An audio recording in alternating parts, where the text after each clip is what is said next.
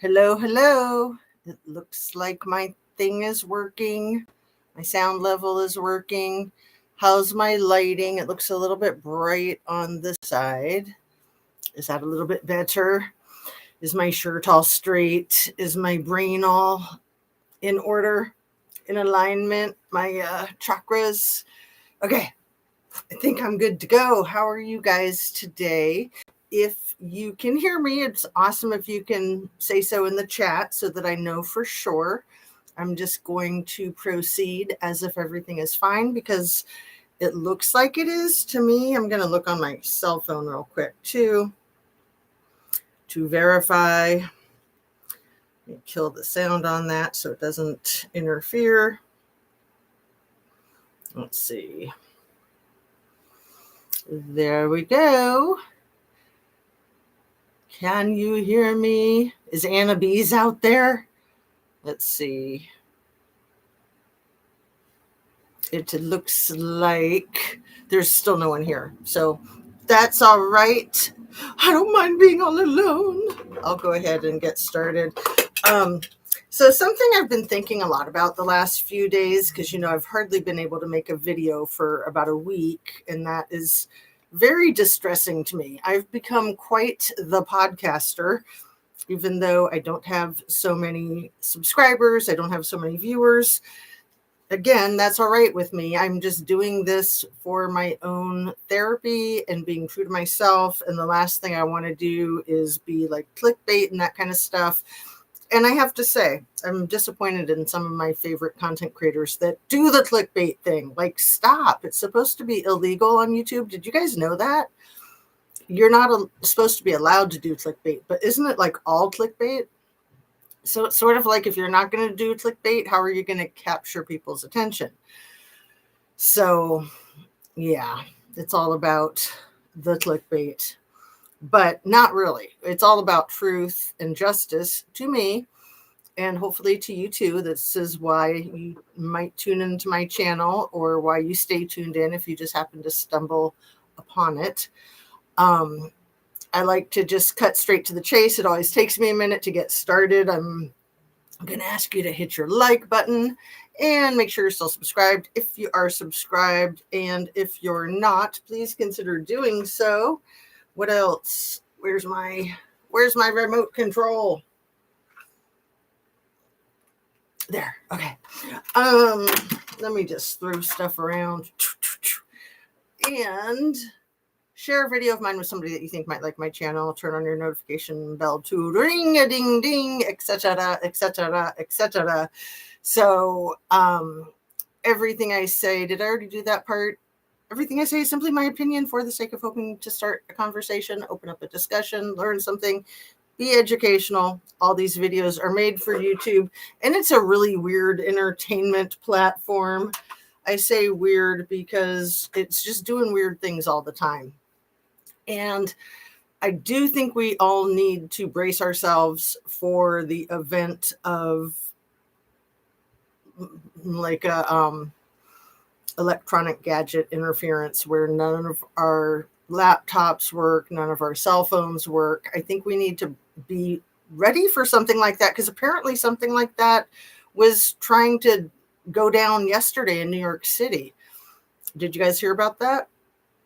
Apparently they were like trying to shut down all of the cell phone signals. They meaning, them. I would point straight to Dear Leader. So this catfishing crap is insane. The escalator, what shall we call it? Escalator gate. So if you didn't see yesterday at the UN conference, for some reason, this robot Stepford wife, mail order bride, Melania bot, it keeps hanging out with Donnie, the guy that she's legally married to. I don't know why she keeps hanging out with him, except that he needs assistance because he's compromised. Anyway, the two of them were boarding the escalator. She boarded in front of the Dear Leader, and as soon as she went up a couple of steps and he stepped on, the thing shut down. And they waited for a minute, and then they simply walked up the escalator, walked up stairs. Like, how on earth? Now, I actually am impressed that Donnie was able to. But he went on this rant for the rest of the day. He's probably still doing it. You know, who's responsible? We'll get you. You're fired. And it turns out that maybe it was one of his own staffers that had like run ahead and like tripped over something. I don't know. I'm not in charge of the escalator gate, but it's interesting how he's always trying to point the finger at sabotage. Like, do you remember when there was a fly and he was at the podium doing his campaign trail this last, like, it was probably sometime in October. And he's like, oh, there's a fly. Oh, we know who put that there. And he was like seriously inferring that Kamala Harris had placed a fly on his podium. Like, yeah, that's funny for a second, but I don't think he was kidding. I think he was serious. A little paranoid, are we? Okay, sure. Yeah. I'm sure if they wanted to sabotage him, they would use more than just one fly. I don't know, maybe like 2 flies? I don't know. Anyway, the whole thing with the catfishing is really getting me with all this Charlie Kirk stuff. And this Charlie Kirk stuff is just off the rails, completely off the rails. We have a lot of people with a million conspiracy theories, which of course is what happens on YouTube and on the internet when anything big goes down. I don't think I'm always right, but I do think I have really good instincts. And my first thought, you guys know, I was on live when I had already heard that he had been shot that day, September 10th.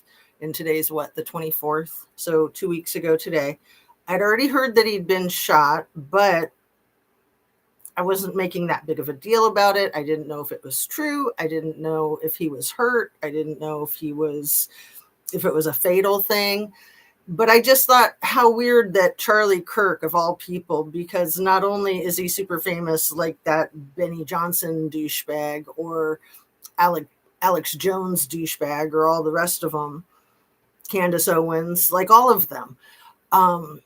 He was also the one that was featured on South Park. So I was just like, yeah. And this is right after Rudy Giuliani had been in a car crash, allegedly, after being a hero and saving a domestic violence victim. But actually, she was the perpetrator. But yeah, okay. He's going to get a badge of honor for that from El Presidente. And right before that, we had Big Balls get his arse kicked by a couple of rabid teenagers in downtown DC when somebody was getting carjacked and he was trying to be the hero. These stories change so many times. It's nuts. Bottom line was Charlie Kirk did not make it. And that is absolutely insane and devastating. No matter who you are, no matter how you feel about what he said or didn't say or what he did or didn't do, that's crazy. To have somebody sniped in front of 3,000 people, videotaped. And now we're getting all this weird information about the angle of the slug, that there's no exit wound, that he's got a neck that's made of steel, that he saved everybody else by not allowing it to exit because of his super strong neck. Okay.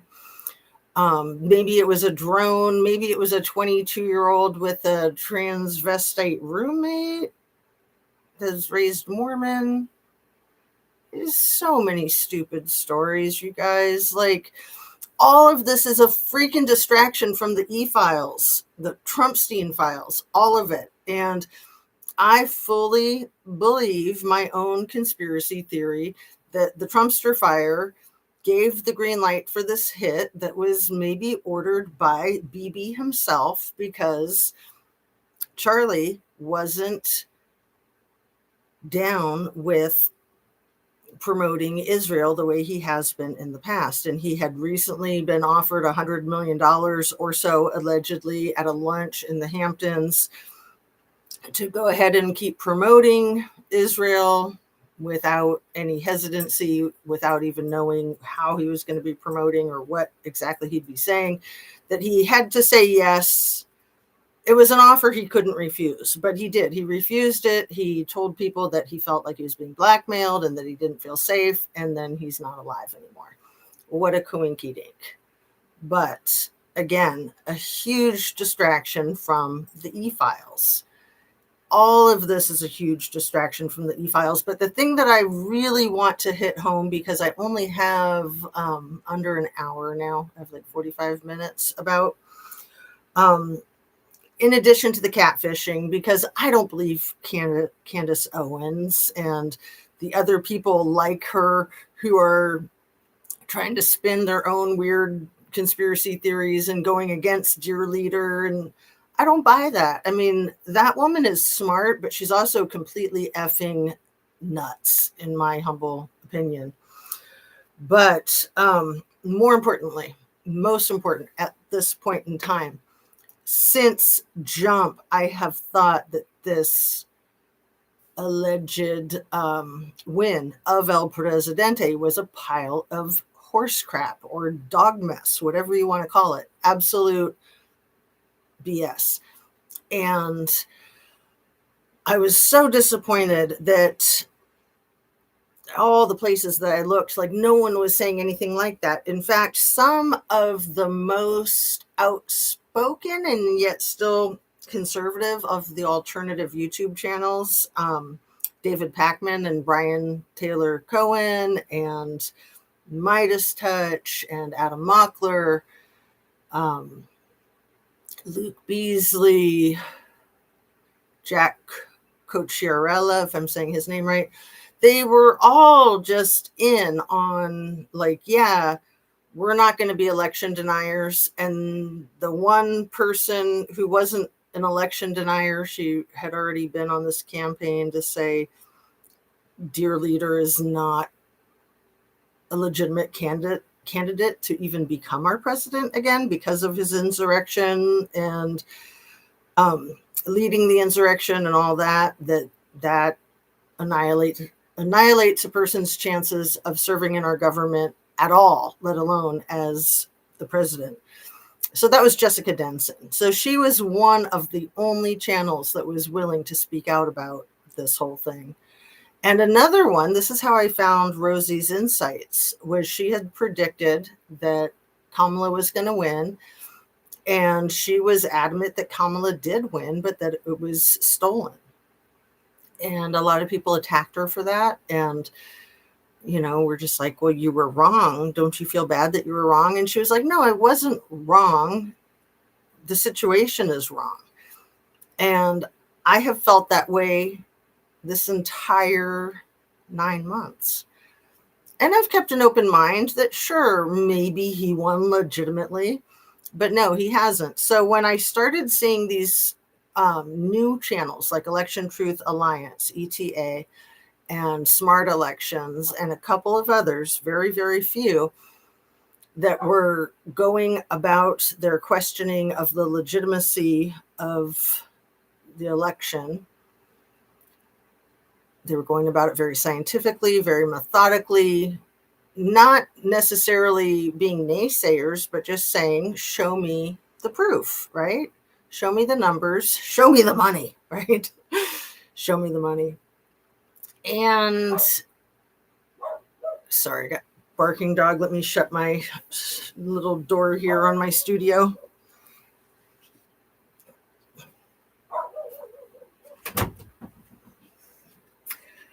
It's like I'm running a dog kennel or something, huh? Okay, so where was I with all that? The Election Truth Alliance. I couldn't believe it today when I saw that they were on David Pakman's show. For anybody who's not familiar, David Pakman, him and Brian Tyler Cohen, I think is how you say his name. Those two are maybe a couple of the front runners in the more like Democratic leaning podcasters, but they also might be involved in that whole thing with Chorus, which is a program where people get funded to do Democratic channels, as opposed to all the Charlie Kirks and Benny Johnsons out there, Tim Pool, who get paid like $100,000 per episode, allegedly, to be pro-Trumpster fires. But these guys, I don't know, they might have been getting paid up to $8,000 a month to promote Democratic ideas. And so there's been a lot of scuttlebutt about that recently, which I don't really think it matters. But what I do think that matters is integrity and selling out and not selling out. Of course, that's the main thing. And I've been concerned that they've been sellouts. I have been. I've been concerned about that with Midas Touch as well. And even Adam Mockler and Luke Beasley at times. I mean, they're very careful in what they say. And I understand that. They're huge and they have lawyers and they have to deal with lawsuits, and that's expensive and a pain in the butt. But yet we cannot be afraid to speak the truth, in my opinion. We can't. That's what our country is all about. So the really good news is that Jimmy Kimmel was on again last night.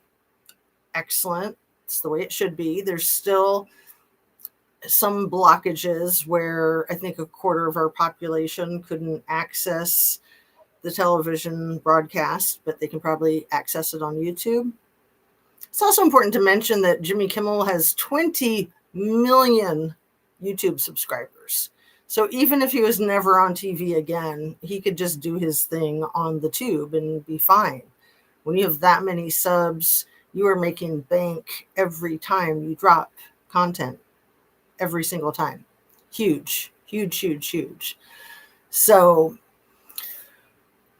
for David Pakman to have the Election Truth Alliance CEO, Nathan, what is his name? I wrote it down so I wouldn't forget, but it's on this other page. Nathan Taylor.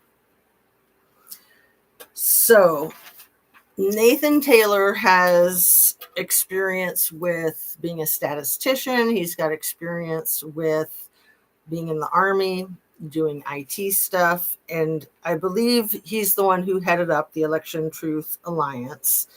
And he is definitely like the voice for the ETA is what they call their channel. I've already put a link in the description to David Pakman's video from today where he's interviewing Nathan.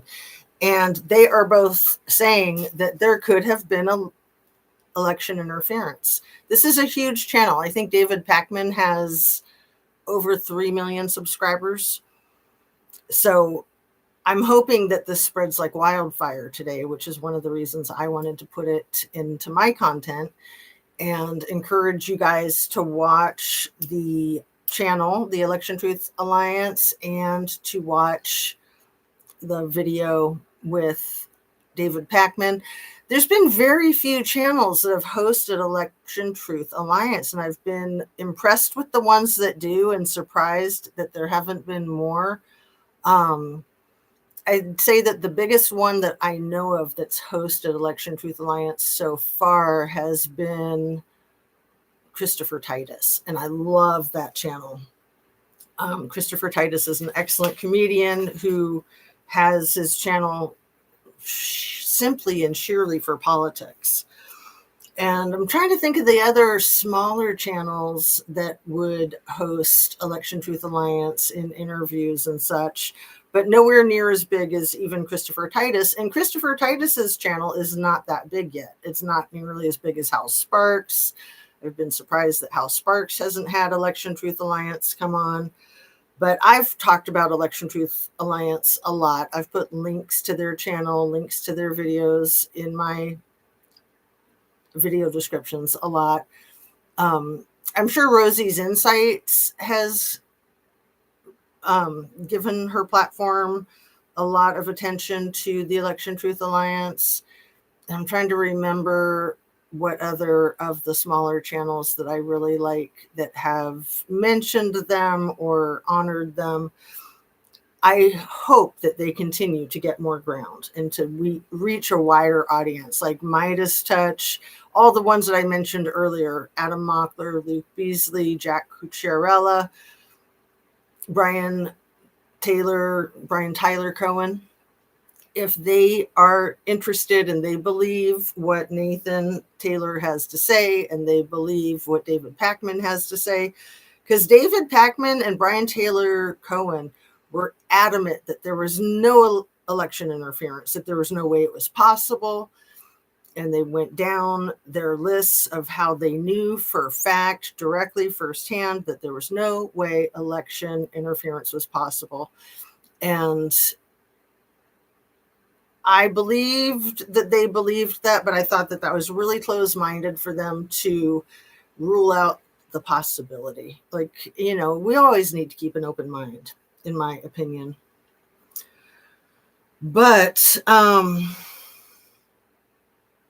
the escalator, I'm hoping that the situation with the escalator is bringing full circle to where Trumpster Fire came into candidacy for presidency back in 2016, I think it was, when him and Melania Bott rode down the escalator, making their fake announcement that he was running for president, and he had an audience of like 50 people, I believe, that he paid like $50 each to pretend that they were really excited. And that was simply a ploy to try to get a higher paycheck from his reality TV show, The Apprentice. He thought he deserved a raise, and he thought if he said that he was running for president and got all this publicity that he'd get the raise that he thought he deserved. And he still hasn't gotten the Emmy. How annoying that Kimmel and that other loser Colbert, what are they doing getting Emmys? They should give their Emmys to Dear Leader and tell him where to put them, right? Anyway, so that's how this whole mess started, was him trying to get a raise on The Apprentice. And I'm hopeful that his BS run as Dear Leader comes to a screeching halt, just like the escalator did yesterday. You never know. You never know. Anything's possible. But, he uses a lot of catfishing concepts. Trumpster Fire uses a lot of confusion, flooding the zone to obfuscate the truth. He likes to utilize the reverse psychology. He plays all kinds of games. He's a master manipulator, master gaslighter, and we are living a gaslit nation, and it is effed up. It is completely effed up. Where's my coffee? Is this my coffee? I thought I had a different mug. Here it is. Sorry, I've got a bit of a fur ball. One sec.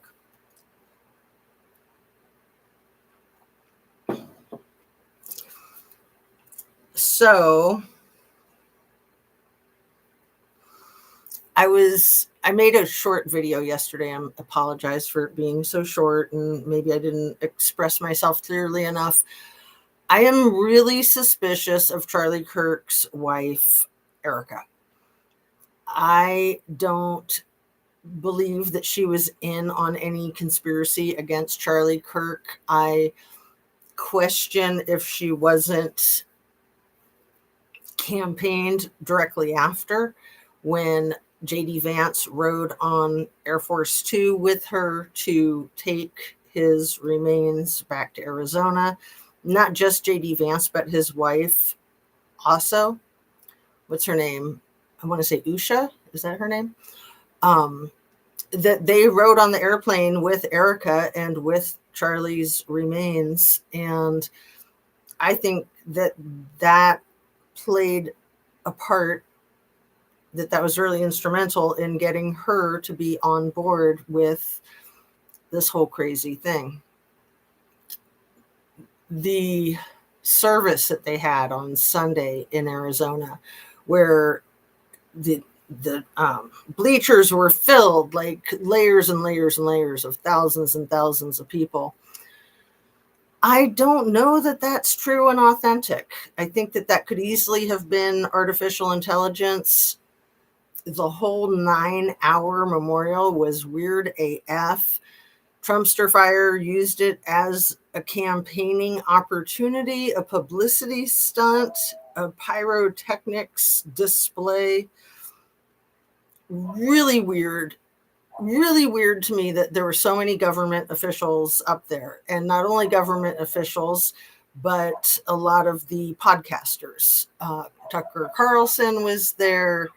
That other guy that I keep mentioning, that's a lot like Charlie Kirk. What's his name?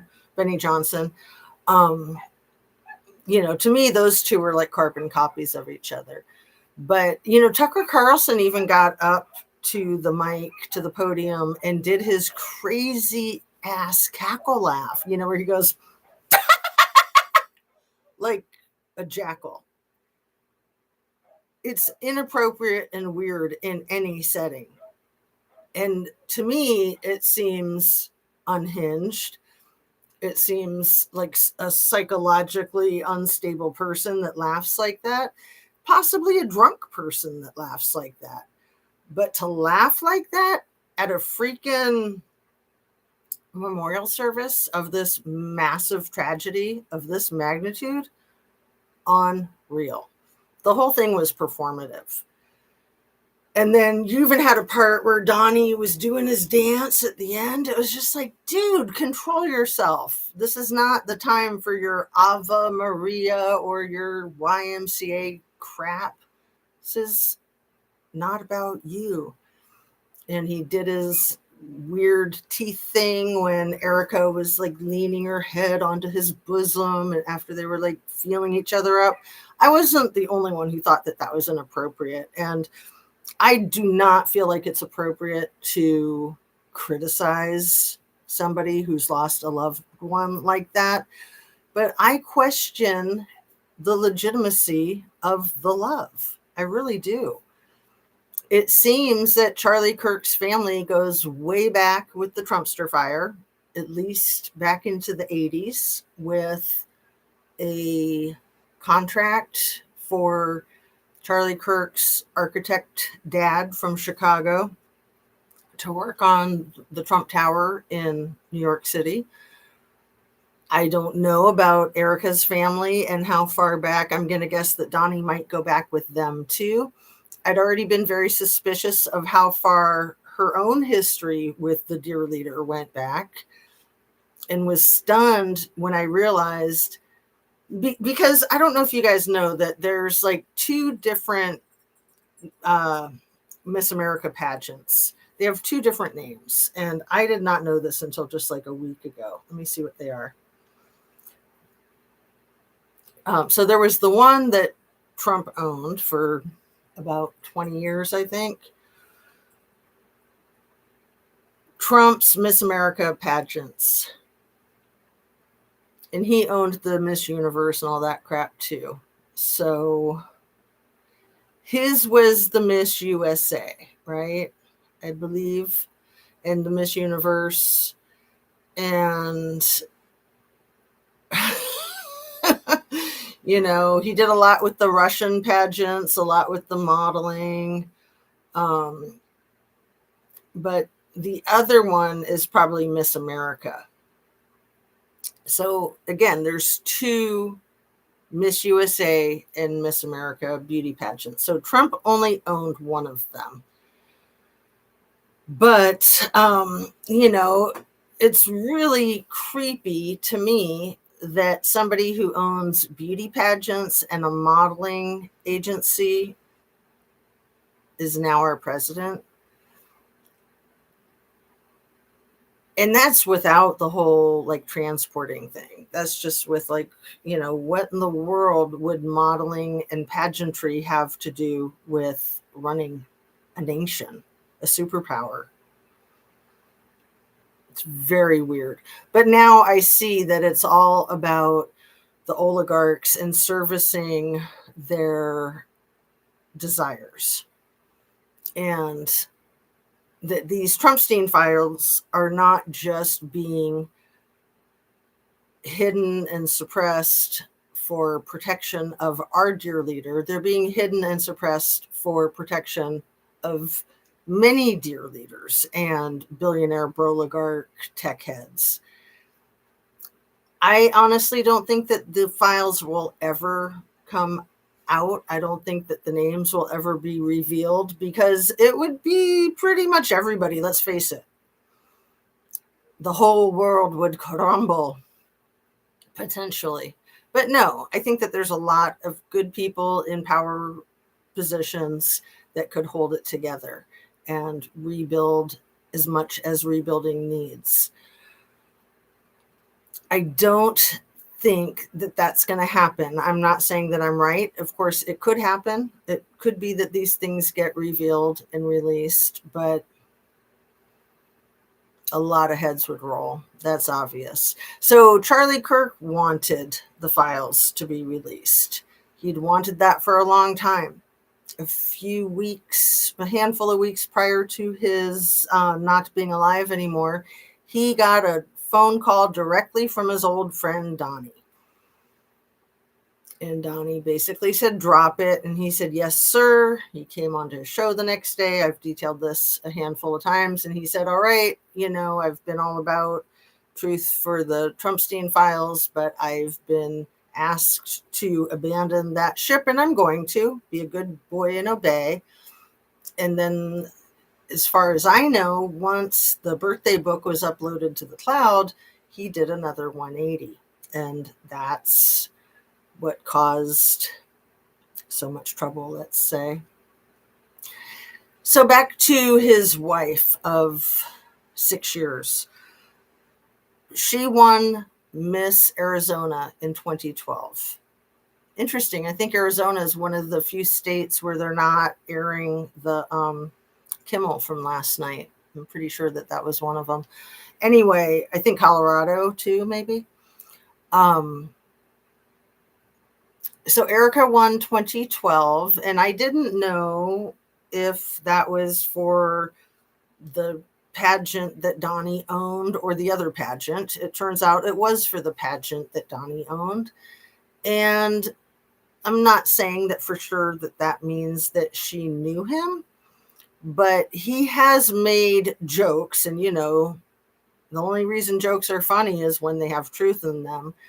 His joke about young pageant contestants was that he felt obligated to sleep with them. To do Tucker Carlson's cackle. And they would make fun of Kamala having a weird cackle. It's like, man, isn't that the pot calling the kettle black? She did have a cackle, I'll admit that, but not too weird. Not weird at all, in my opinion. Laughter is like that. It's funny. Funny, not funny. Anyway, so Erika won in 2012. I believe she was born in 1990, so she would have been 22 years old. There is nothing that I can find about her prior to winning. Now, it's possible that her history has been scrubbed from the internet. There's this thing that really happens where politicians erase people's backgrounds to insert them into high political positions. And I would say being married to Charlie Kirk was a high political position.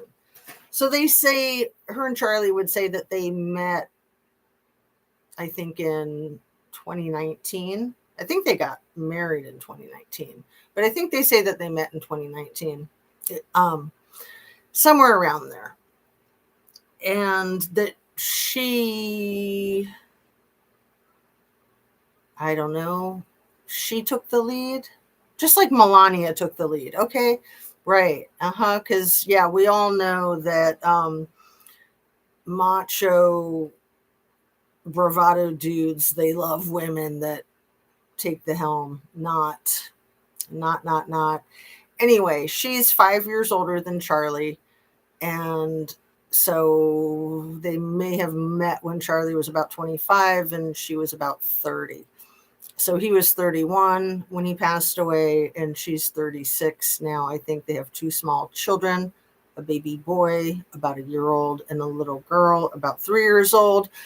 Apparently, Erika and the kids were at this event that Charlie was taken out at, which is insane, absolutely insane. But her grief seems contrived to me. When you are devastated, anybody who's lost a loved one knows that you can barely sleep or eat or function for at least a week, at least a couple of weeks. Sometimes it goes on longer than that.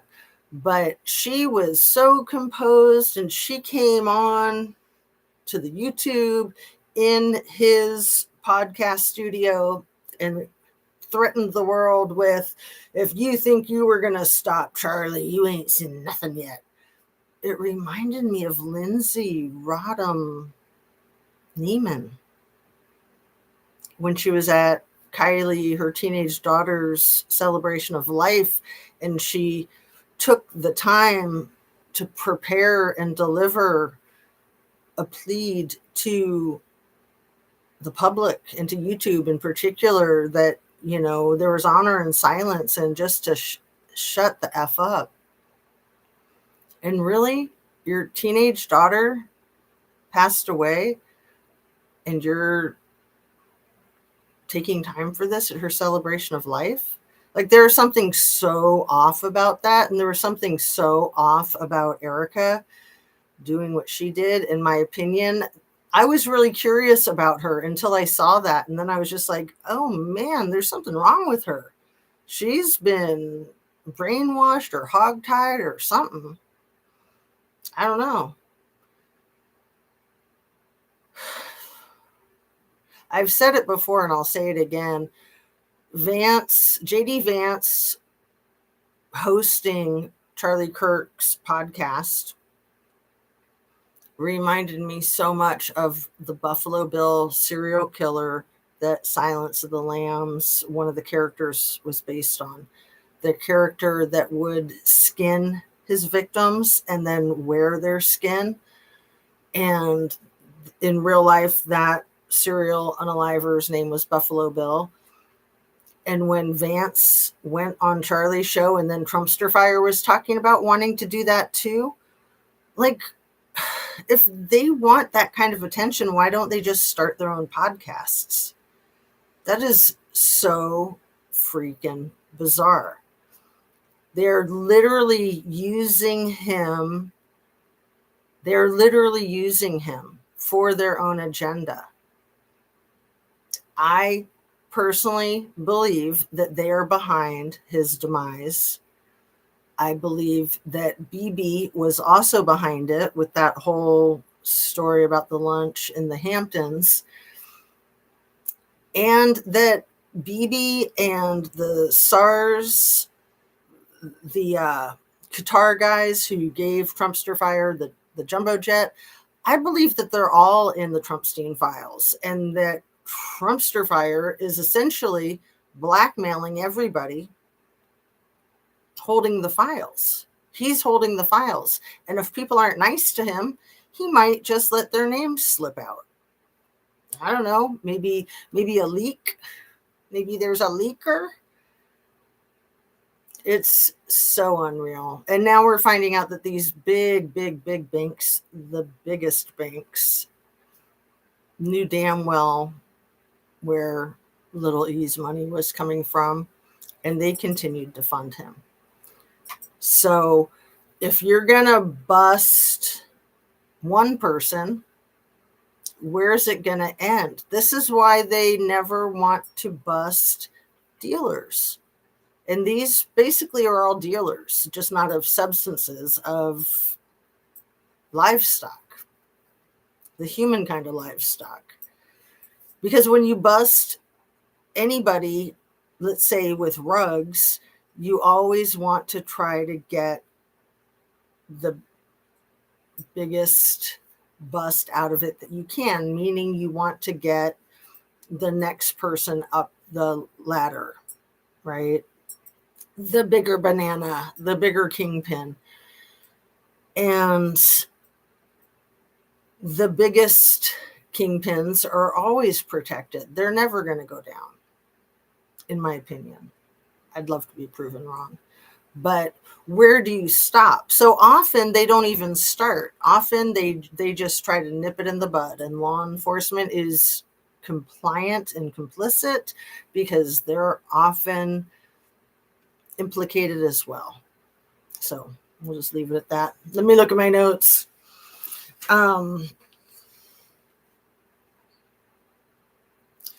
So not only, and I also want to mention the sniper at the ICE detention facility in Dallas, Texas, that's maybe still happening right now. That was happening right before I came on live.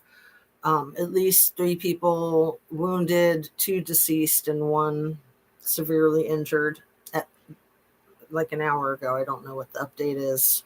Crazy. Again, is it something unique, or is it part of this whole distraction tactic crazy crap? It seems like a lot of the distractions happen in Texas. So I'll just say that. In addition to the presidency being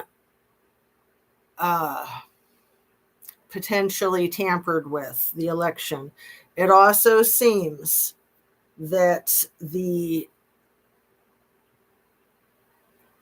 Senate and the House of Representatives elections were also tampered with. So maybe there's not a majority ruling of Republicans in all 3 branches, or in all 3 of those government entities, the House, the Senate, and El Presidente. Maybe one or more of those was illegitimate. I hope that we can get to the bottom of that. But the GOP House majority shrinks after Arizona Democrat how do I say her name? Adelita Grigalva wins special election. I just saw this. Let me see. Let me do a little Google search on that. GOP House majority shrinks after Arizona Democrat wins special election. Have you guys heard about this? This is huge. How do you say her name? Adelita Grijalva.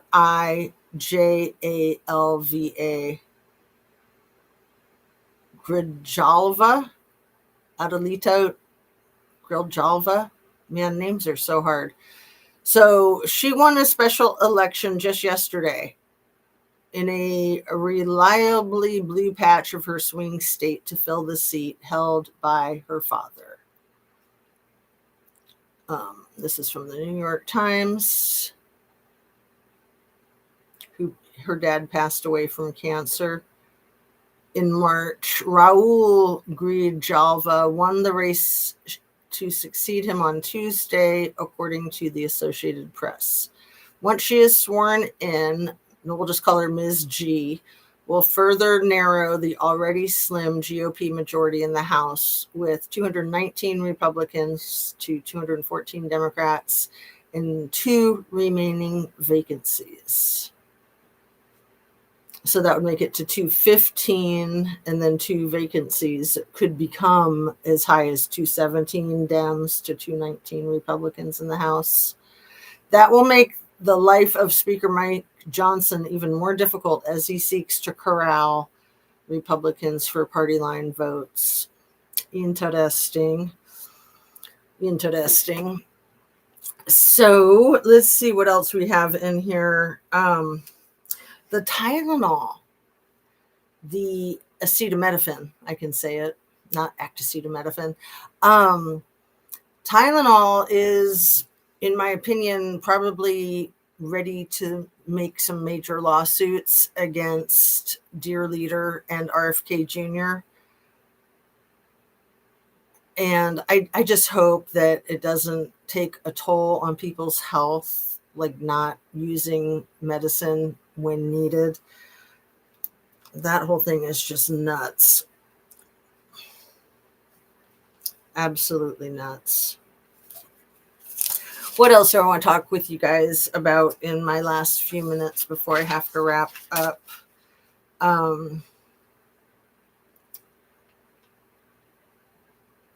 So BB denies everything across the boards about his involvement. I find it very, very suspicious that BB and Donnie both posted about Charlie Kirk's attack 3 minutes after he was hit. 3 minutes, both of them. I don't know if they were like coordinating it, if they were on the exact same second or what, but I find that suspicious. The fact that BB has come out in front to deny everything categorically, I also find suspicious. Where does he have the time for that when he's, being a war criminal and everything? Talking about some American content creator that was assaulted by some rando, allegedly. Why would he have time for that? Why would he prioritize that?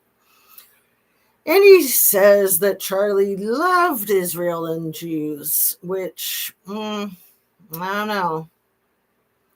Still, this connection between Irina, the beautiful blonde 23-year-old victim on the tram in North Carolina, the end of August 22nd.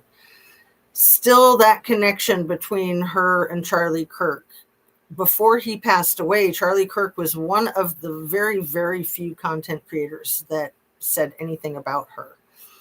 And it seems to me that there's still people trying to utilize her and Charlie to propel some kind of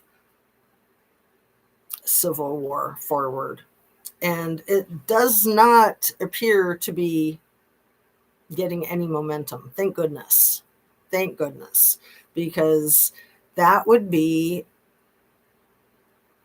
a disaster, to say the least. I mean, talk about scary, especially if things are tampered with, like our water system, our electrical grid, our telecommunications. All of that could come down in the blink of an eye. And none of us would have any way of communicating with each other other than like CB radios, which is why a lot of people have been into CB radios, because that, basically in case of the Armageddon. And I'm not even joking, like walkie-talkies. So in the event something like that were to happen, I think people need to be prepared, because I, in my humble conspiracy theory opinion, am not trying to fearmonger, just trying to keep us all as safe as possible.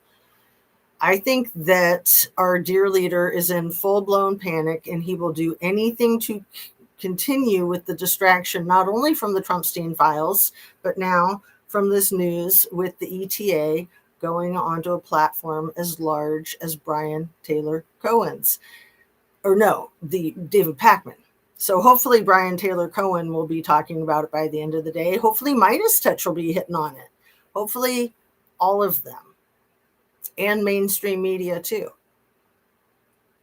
And maybe it is over. Maybe this shenanigans of bullcrap that we've been living with for the last 9 years, maybe it could wrap itself up. Please, fingers crossed. I don't know. I mean, that's wishful thinking. But some of the lies that dear leader keeps spewing about what he said yesterday in his deliverance of his speech at the UN assembly, saying that green energy is a scam, and that if you don't realize that your country is going to fail. Like, what a complete and utter whack job. It couldn't be more obvious that he's fighting for the sheiks in the Middle East, fighting for the oil owners, the oil refineries of the United States, of Texas. I mean, Alaska, Colorado, those states have a lot of oil. Trying to go back to coal. Like, coal is so dangerous, not just for the miners, but for our environment, for, the whole sham of global warming. That's not a sham, that's real. All of these freaking megastorms and floods, those are a result of the global warming. It's not okay. And it's not okay to deny that. It's okay to be skeptical about it and to look for proof, but to deny it is obviously a lie, because if it weren't a lie, it would just be an opinion and there would be research. And it's okay to disagree and to have different opinions. But Trumpstein files, Trumpstein files, Trumpstein files. Let's say it again and again and again. How many of these rich oligarchs are in the Trumpstein files? How many? We know that Gates is in them. I'm going to bet my bottom dollar that Zuckerberg's in them. Just my opinion. I'm allowed to have an opinion last time I checked. And I'm going to guess that all of the oligarchs are in them. Oh, the Big E, we know he's in there for sure. I mean, there's all kinds of pictures of Jizz photobombing him, as he claims. Oh, those pictures of me and her hanging out at parties. She was just obsessed with photobombing me at parties. Okay, good to know. I mean, come on. So one of the most reliable channels, in my opinion, right now for getting the juice, the hardcore information, is that Lev Remembers. Lev Parnas, his son is Aaron Parnas, and he also has a really good channel that's right up there with Midas Touch and Brian Taylor Cohen and Pac-Man and all the rest. Aaron Parnas's dad, Lev Parnas, was one of Trumpstein Fire's henchmen that served hard time for him. So I'll leave a link in the description to his channel. He's doing videos like every day. And then there's this man who fills in for Mary Trump, who's also very, very reliable. He calls himself the Brown Mary, and he has a very difficult name for me. Let me see how you say his name. Let's see if... Who is the man who refers to himself as Brown Mary on Mary Trump's podcast?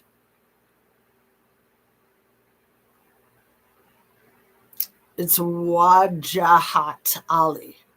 Wajahat. This man is freaking brilliant.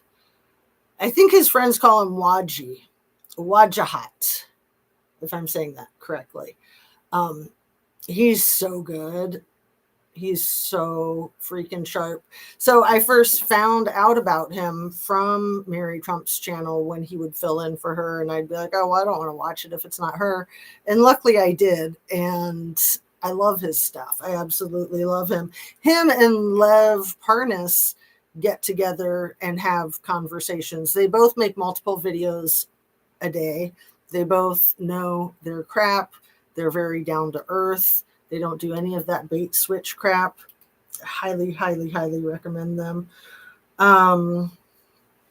I think that's about it. We're getting close to an hour, and I have to go get my braces tightened for the first time since I got them.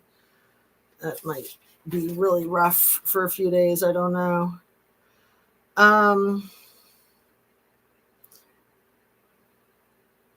Yeah, I brought up that thing in one of my last videos about wondering if the government could have tampered with the reservoir of the Guadalupe River before that devastating flood on the 4th of July.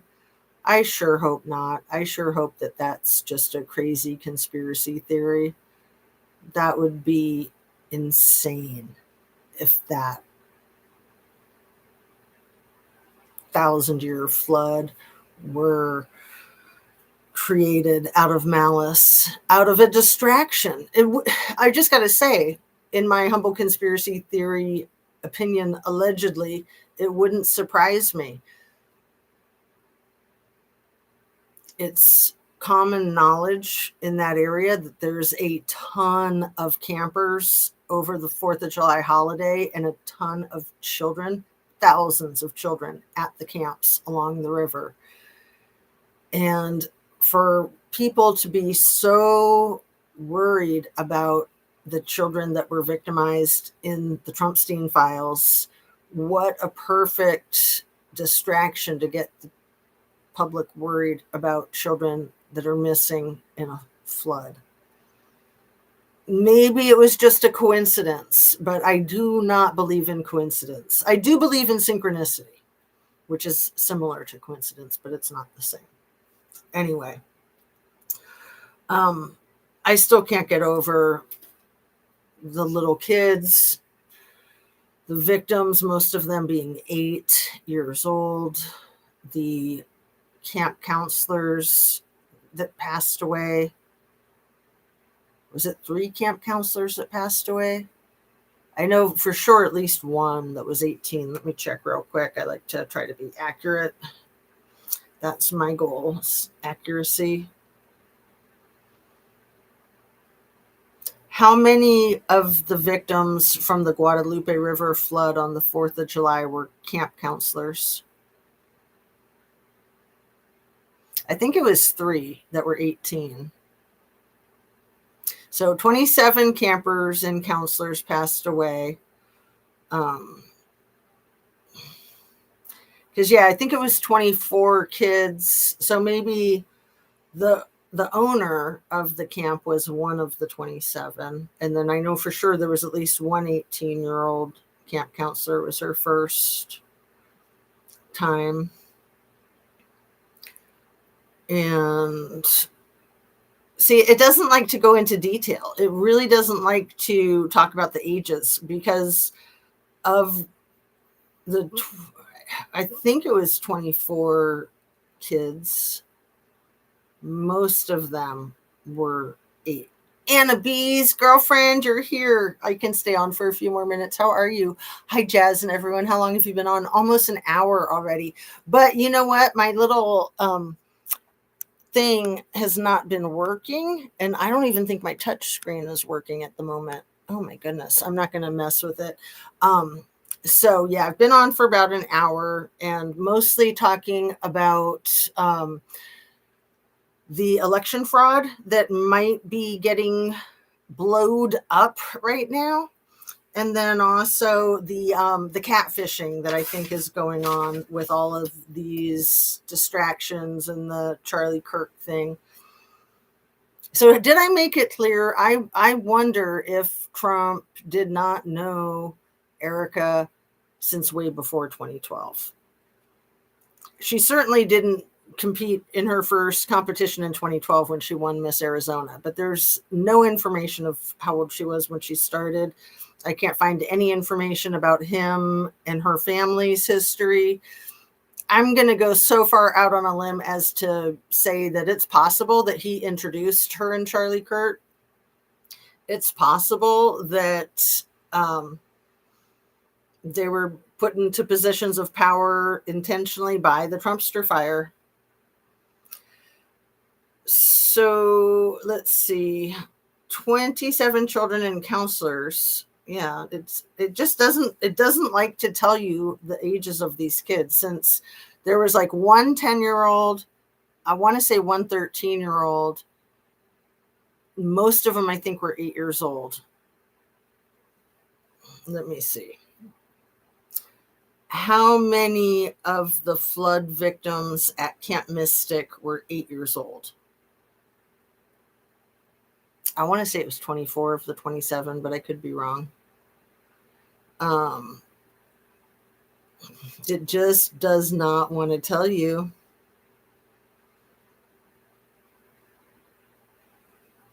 So there were the 8-year-old twins.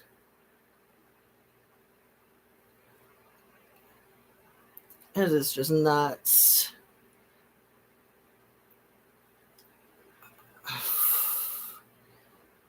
I can't believe it. It just won't tell you. It just won't. Let me see. A list of the victims of the flood at Mystic Camp, Guadalupe River.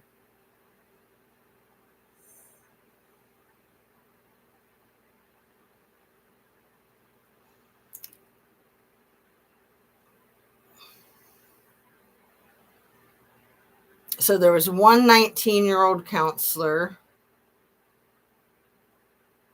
It's not going to break it down. I have found a breakdown of it in time, like a couple of months ago, but it really tries to keep a lid on that. Like, it'll break it down for like all of the over 100 victims. So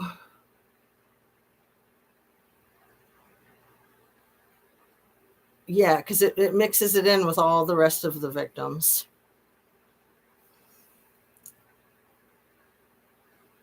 A list of Camp Mystic flood victims.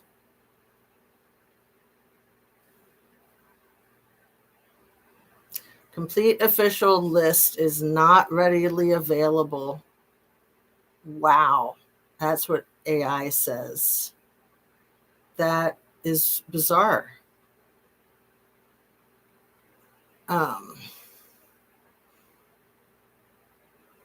Like I said, I have found lists in the past, and maybe I screenshotted some of them.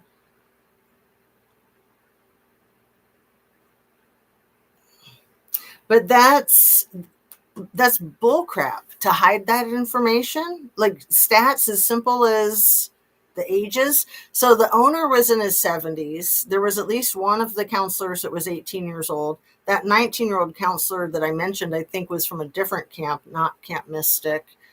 I know that there was at least one kid that was 10.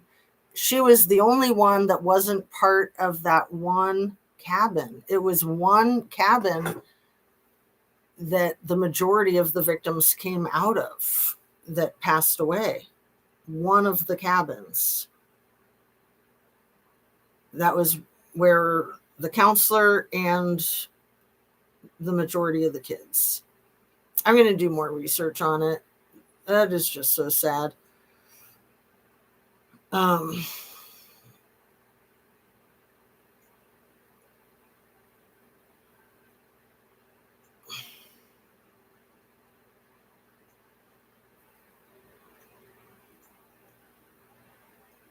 It's just bizarre that they would try to suppress that information. Okay, I'm going to give up on that and read what Anna Bees has to say. I was driving yesterday. The stickers are so cute. I love them. Well, I want to send you round 2, if you don't mind. I'm going to pick out, I have them right here. Here, you can pick them out with me. No, I'm just kidding. I have more. I'll show you the ones that are in the front. So I'm going to send you 11 more. Again, in honor of Spinal Tap. It goes to 11. I didn't really know much about CK, but I just watched a video that looks like he was pew-pewed from the back and the neck was an exit wound. Yeah, I'm even thinking that it might have been a drone that hit him. It's just insane. They're trying to say that there was no exit wound. They're trying to say that it ricocheted off of his steel neck and went straight down and blew up his heart. That's what they're trying to say. That's like the official story, allegedly. It's bullcrap. It's absolute bullcrap. If it was a targeted attack with weather, why would they want to hurt white little girls? Because the Epstein files was about hurt white little girls. And so they were trying to distract from those white little girls with current white little girls. Maybe. Okay, can you send me more? Yay! Cool. Okay, you can send me more. Yay. Oh, I'm so happy to share them with you. I love rewarding you for being such a diehard viewer and participator. So I'm going to send you a chicken coop too. Are you ready to get your own chickens so that you can make your own eggs? You know, with the price of eggs, we all need chicken coops. So I have a handful of these, the tiniest chicken coops in the world. They don't come with chickens, and the eggs that they lay would be so tiny. I don't think you could really eat them, but I got like a dozen of these because I thought they'd make really cute Christmas tree ornaments, and I was thinking of giving them away on my channel. So I'm going to send you the first one with some more stickers, and then I'm going to do some giveaways of the hilarious little chicken coops. You can make them into Christmas tree ornaments, or like I have one right up here on this pile of moss. You can't really see it, but it's right there. If you zoom in, isn't it adorable? So yeah, it'll be a pain to send it because like the thing that was cool about the stickers is that they're flat. But maybe I'll send you the stickers separately because I can pop those in an envelope and get those off right away. And then the chicken coop, because it's not flat, it'll take a little bit more effort to get it sent, but it's lightweight, so it shouldn't cost too much. Shipping these days is like $1 bazillion. But look at the detail on those stairs, and the door opens so you can get in there to get your chickens and the eggs. And then you can answer that age-old question, which came first, right? Oh, you love miniatures too? Oh, I'm so glad. Yeah, they're the coolest, aren't they? So I think that's it, Annabise. Is there anything else that you want to add? Because, oh crap, is it 1:15? I've got to run. I've got my orthodontist appointment in 15 minutes. I got to fly. So I'm just going to sign off and say, love you, dear, end stream. See you on the next one. And thanks for watching. Drink your water, eat your protein.